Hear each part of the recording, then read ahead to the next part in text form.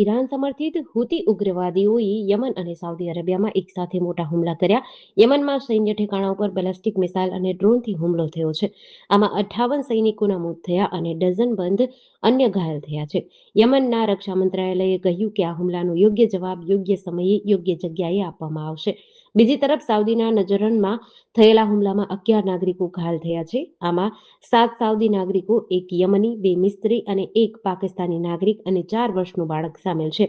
હુમલાઓ બાદ નજરનના ઘણા વિસ્તારોમાં આગ લાગી, જેને બુઝાવવા માટે ફાયર બ્રિગેડ અને રાહત ટીમો તૈનાત કરાઈ. અમેરિકા ઈરાન વચ્ચે હોર્મુઝ ડીલ જલ્દી શક્ય છે તેવું એપીના રિપોર્ટમાં જણાવવામાં આવ્યું છે. ગુજરાતમાં વરસાદનું જોર ઘટ્યા બાદ વધેલા બફારા વચ્ચે હવામાન વિભાગે આગામી દિવસોમાં ગાજવીજ અને પવન સાથે સાર્વત્રિક વરસાદી માહોલ રહેવાની આગાહી કરી છે. મોન્સૂન ટ્રફ અને વેસ્ટર્ન ડિસ્ટર્બન્સ સહિત કુલ 3 સિસ્ટમ સક્રિય હોવાથી 8 અને 9 ઓગસ્ટે કેટલાક જિલ્લાઓમાં ભારે વરસાદની શક્યતાને પગલે યલો એલર્ટ જાહેર કર્યું છે. આ સાથે દરિયામાં પવનની ગતિ વધવાની શક્યતા હોવાથી માછીમારોને દરિયો ન ખેડવાની સૂચના આપી છે.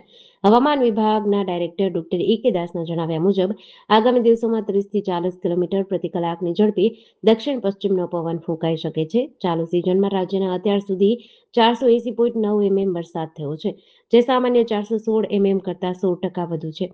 હાલમાં એક્ટિવ સિસ્ટમ્સના કારણે સમગ્ર રાજ્યમાં ફરી એકવાર વરસાદી માહોલ બરાબર જામશે.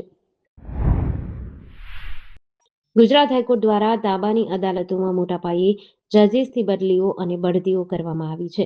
આ બઢતી અને બદલીની જગ્યાએ વર્તમાન જગ્યાએથી 17 ઓગસ્ટ સુધીમાં તેઓએ ચાર્જ સંભાળવાનો રહેશે.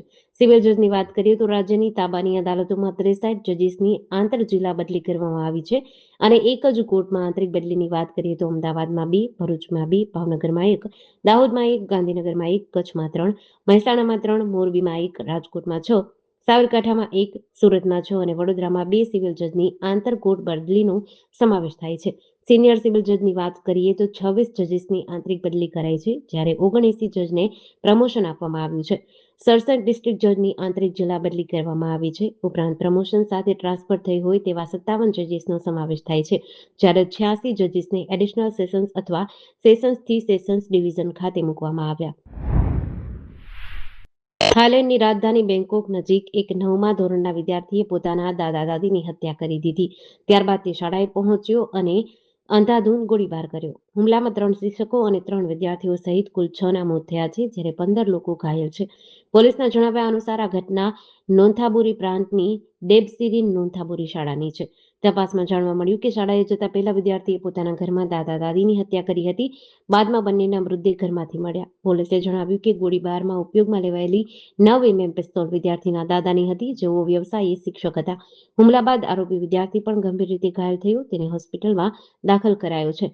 પોલીસનું કહેવું છે કે વિદ્યાર્થીએ આ ઘટના શા માટે કરી તેની તપાસ કરવામાં આવી રહી છે. ગીર અભયારણ્યની બાહ્ય હદથી 10 કિલોમીટરની ત્રિજ્યામાં ચાલતા હોસ્પિટાલિટી અને સંલગ્ન એકમો સામે ગીર સોમનાથ જિલ્લા વહીવટીતંત્રએ કડક કાર્યવાહી શરૂ કરી છે. ગુજરાત હાઈકોર્ટ સમક્ષ દાખલ થયેલી રીટ પિટિશનના સંદર્ભમાં આ કાર્યવાહી હાથ ધરાઈ છે. વન વિભાગ અને મહેસૂલ વિભાગની સંયુક્ત ટીમોએ જિલ્લાના 143 ગામમાં આવેલા કુલ 308 એકમોની સઘન તપાસ કરી હતી. ગીર સોમનાથ જિલ્લા કલેક્ટર જીતેન્દ્રસિંહ વાઘેલાના સુપરવિઝન હેઠળ હાથ ધરાયેલી તપાસમાં કુલ 221 યુનિટ સામે કાયદેસરની કાર્યવાહી હાથ ધરાઈ છે, જેમાં જમીન મહેસૂલ અધિનિયમની કલમ 66, 67 અને 191 એકમોને કારણદર્શક નોટિસ આપવામાં આવી છે અને રૂબરૂ સુનાવણીની કાર્યવાહી શરૂ કરાઈ છે. અગાઉ શરત ભંગ અંગેની કાર્યવાહી પૂર્ણ થઈ ચૂકી હોય તેવા 20 યુનિટ્સને તાત્કાલિક અસરથી સીલ કરવાની કાર્યવાહી હાથ ધરાઈ છે. મહેસાણાના નંદાસણમાં અમદાવાદના સિક્યુરિટી કોન્ટ્રાક્ટરનું માથું ફોડી નિર્મમ હત્યા કરાઈ હતી. પહેલા પિકઅપ ડાલાથી મૃતકની કારને ટક્કર મારી, બાદમાં પાછળ રિક્ષામાંથી 6-7 શખ્સો ઉતર્યા અને રાધેશ્યામ શર્મા પર ફરી વળ્યા. આ હિચકારા હુમલામાં અમદાવાદના નરોડામાં રહેતા રેમ્બો કંપનીના સિક્યુરિટી કોન્ટ્રાક્ટરનું મોત થયું હતું. પોલીસ ઘટના સ્થળે પહોંચી ત્યારે રાજપુરની સીમના રોડ પર લોહીથી લથબથ લાશ પડી હતી. અગાઉ રેમ્બો કંપનીમાં ચોરી કરવાના ઈરાદે આવેલા મોહસિન કુરેશી સાથે મૃતકની તકરાર થઈ હતી. આ બાબતે થયેલી બબાલનું બંદૂક રાખીને આ ખૂની ખેલ ખેલાયો હોવાનું સામે આવ્યું છે. રાધેશ્યામ શર્મા પોતાની કાર લઈને નીકળ્યા હતા. તે સમયે પૂર્વ આયોજિત કાવતરાના ભાગરૂપે એક પિકઅપ ડાલા વડે તેમની કારને જોરદાર જીવલેણ ટક્કર મારવામાં આવી. કાર રોકાઈ જતા જ પાછળ રિક્ષામાં આવેલા હુમલાખોરોએ રાધેશ્યામભાઈ પર ઘાતકી હુમલો કર્યો હતો. બનાસકાંઠાના કાંકરેજ તાલુકાના ઓગડ સ્થિત દેવ દરબાર જાગીર મઠના ચર્ચિત લાફાકાંડના મામલે મહંત બળદેવગીરીની અટકાયત કરીને ડીસા પોલીસ સ્ટેશને લવાયા છે. ચૌધરી સમાજના સતત આંદોલન બાદ એફઆઈઆરમાં નામ ન હોવા છતાં આજે ડીસા રૂરલ પોલીસ મથકે તેમની સઘન પૂછપરછ ચાલી રહી છે. સ્થિતિની ગંભીરતાને જોતા ચુસ્ત બંદોબસ્ત ગોઠવાયો છે અને ચૌધરી સમાજના આગેવાન ભીમા ચૌધરીએ ઉશ્કેરાટ કે અફવાઓ પર ધ્યાન ન આપી સંયમ જાળવવા અપીલ કરી છે. હાલ તો સમગ્ર મામલે ઉત્તર ગુજરાતમાં ઉકળતા ચરુ જેવી સ્થિતિ છે. દેવદરબાર મઠમાં ચૌધરી સમાજના આગેવાન અજમલ ચૌધરી સાથે મારપીટનો વિડીયો વાયરલ થતા આ વિવાદની શરૂઆત થઈ હતી. આ ઘટના બાદ પોલીસે ગુનો નોંધીને કેટલાક આરોપીઓની ધરપકડ કરી તેમને જેલ હવાલે કર્યા છે. જોકે એફઆઈઆરમાં મઠના મહંત બળદેવગીરીનું નામ ઉમેરાયું ન હતું. એફઆઈઆરમાં મહંતનું નામ ન હોવાથી ચૌધરી સમાજમાં ભારે રોષ વ્યાપી ગયો હતો.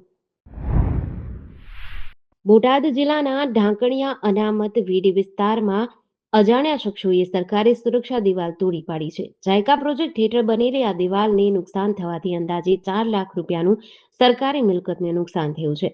આ મામલે પાળિયાદ પોલીસે ગુનો નોંધી તપાસ હાથ ધરી છે. વનપાલ સુરેશકુમાર અર્જુનભાઈ પરમારે નોંધાવેલી ફરિયાદ મુજબ 31 જુલાઈ 2026ની રાત્રે ભારે વરસાદ અને 1 ઓગસ્ટે સરકારી કાર્યક્રમમાં સ્ટાફ વ્યસ્ત હોવાથી ઢાંકણિયા બોર્ડર વિસ્તારમાં પેટ્રોલિંગ થઈ શક્યું ન હતું. ત્યારબાદ વનરક્ષક હરપાલસિંહ ખુમાનસિંહ ચાવડા સાથે નિયમિત પેટ્રોલિંગ દરમિયાન આ ઘટના સામે આવી હતી. પેટ્રોલિંગ દરમિયાન ઢાંકણિયા અનામત વીડીના જૂના સર્વે નંબર 131/1 અને નવા સર્વે નંબર 695 વિસ્તારમાં અલગ અલગ સ્થળોએ પથ્થર સિમેન્ટની કોપિંગવાળી સરકારી દિવાલ તોડવામાં આવી હોવાનું જણાવ્યું હતું. ભરૂચ શહેરમાં ઘરકામ કરતી એક મહિલાએ પરિવારની ગેરહાજરીનો લાભ લઈ ઘરમાંથી 2 લાખની રોકડની ચોરી કરી હતી. આ ઘટનાની ફરિયાદ નોંધાયાના ગણતરીના દિવસોમાં જ ભરૂચ શહેર B ડિવિઝન પોલીસે આરોપી મહિલાને ઝડપી પાડી ચોરાયેલી સંપૂર્ણ રકમ રિકવર કરી છે. પ્રાપ્ત માહિતી અનુસાર જંબુસર રોડ પર આવેલી સમા પાર્ક સોસાયટીમાં રહેતા મહંમદ અનીશ મુસાભાઈ પટેલના ઘરે 12 મે 2026થી 9 જુલાઈ 2026 દરમિયાન ચોરી થઈ હતી. ઘરકામ કરતી ફરજાના મુબારક પટેલે પરિવારના સભ્યોની જાણ બહાર આ કૃત્ય આચર્યું હતું. ફરિયાદીના પિતાના રૂમમાં આવેલા લાકડાના કબાટના ડ્રોવરમાંથી ફરજાનાએ લોકરની ચાવી મેળવી હતી. ત્યારબાદ તેણે લોકર ખોલી તેમાં રહેલી રોકડ ભરેલી બેગમાંથી 2 લાખની ચોરી કરી હોવાની ફરિયાદ નોંધાઈ હતી. પોલીસે આરોપી સામે વધુ કાયદેસરની કાર્યવાહી હાથ ધરી છે. ગાંધીનગરના કુડાસણમાં રહેતા અને કરોડો રૂપિયાની કિંમતી જમીન ધરાવતા એક યુવાન ખેડૂતને સ્વરક્ષણ માટે હથિયાર પરવાનો આપવાની લાલચ આપી ઓળખીતા મિત્ર સહિતના 4 શખ્સોએ ભેગા મળી 15 લાખની મસમોટી રકમ પડાવી લીધી હોવાનો કિસ્સો સામે આવ્યો છે. આટલેથી ન અટકતા આરોપીઓએ અપહરણ કરી ગોળી મારી જાનથી મારી નાખવાની ધમકી આપી વધુ 4,70,000ની ખંડણી માંગતા આખરે ઇન્ફોસિટી પોલીસે ગુનો નોંધી તપાસ હાથ ધરી છે. આરોપીઓએ બળજબરીપૂર્વક નાણાં કઢાવવા માટે અપહરણ કરવાનું અને મોતનો ભય બતાવી ભારે દબાણ કર્યું હતું. આ સતત મળતી ધમકીઓ અને અપહરણના ડરથી ફફડી ઉઠેલા જય પટેલે આખરે ફરિયાદ આપતા ઇન્ફોસિટી પીઆઈ વિશાલ અશ્વિનભાઈ શાહે ગુનો નોંધી તપાસ હાથ ધરી છે.